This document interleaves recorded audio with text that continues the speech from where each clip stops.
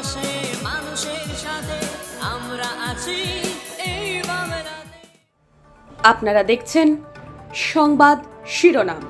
দেখলেন তো অনেক কিছু, এবার দেখুন নতুন কিছু। বৃষ্টির অভাবে দেখা নেই ইলিশের, একরাশ হতাশা নিয়ে বাড়ি ফিরছে মৎস্যজীবীরা। ব্যান পিরিয়ডের প্রায় 2 মাস শেষ হওয়ার পর সরকারের নির্দেশ মেনে গত 14 জুন সুন্দরবনের বিভিন্ন প্রান্ত থেকে প্রায় 3000 ট্রলার ইলিশ মাছ ধরার উদ্দেশ্যে সমুদ্রে পাড়ি দেয়।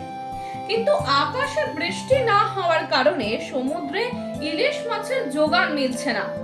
তাই প্রথম ফিশিং করার পর মৎস্যজীবীরা এক রাশ হতাশা নিয়ে বাড়ি ফিরছেন। সেই সঙ্গে বহুল খরচ হওয়ার কারণে ক্ষতির মুখে পড়েছেন মৎস্যজীবীরা।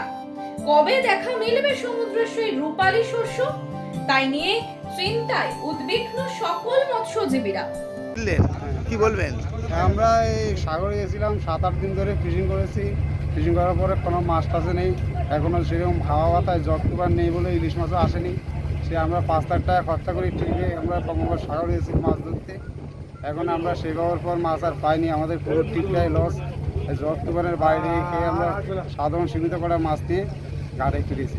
আমি 8-9 দিন পেয়ে গেছি, 8-9 দিন। 1 তারিখে পেয়েছি। আজকে ফিরলেন? হ্যাঁ, বাংলা 1 তারিখে।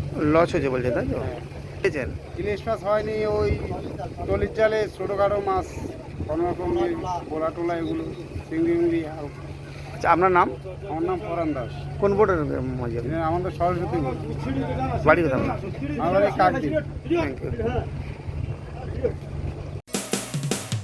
মানুষের পাশে মানুষের সাথে আমরা আছি এই বাংলাতে।